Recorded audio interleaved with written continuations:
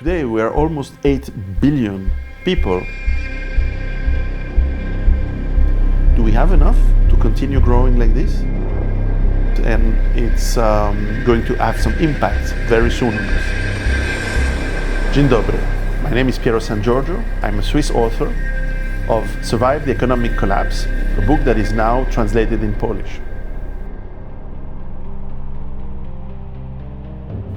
In Poland, you still remember how hard life was, because your history has been, in a way, tragic.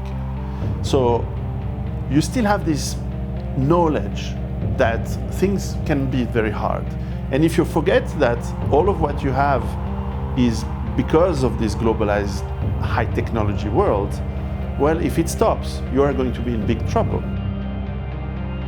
The modernity that we see now in Warsaw, it's fantastic, the development. Well, be careful, because it is also leading you to fragility. Levels of debt of most economies and governments is just impossible to reimburse. It's impossible to know where the start of the collapse can be.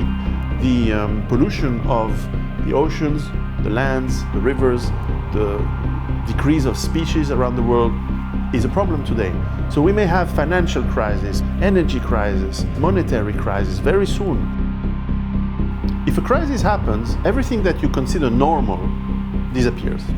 And suddenly you have to cover your basic needs. And we are not prepared for this as civilizations, and we're not prepared for this as individuals.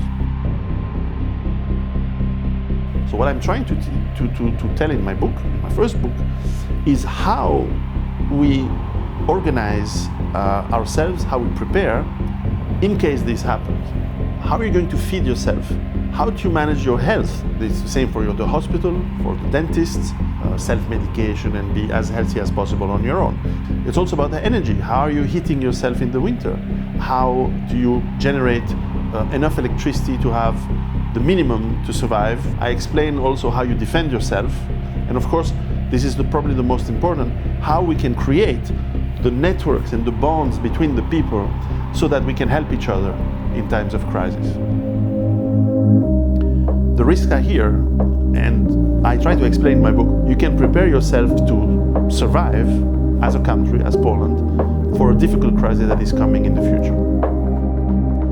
This is something that we need to do today.